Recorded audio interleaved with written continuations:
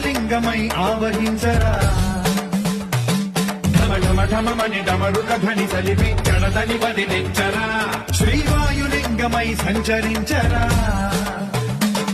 అణువణువున తన తనువున నిలిచి చలనమే కలిగించరా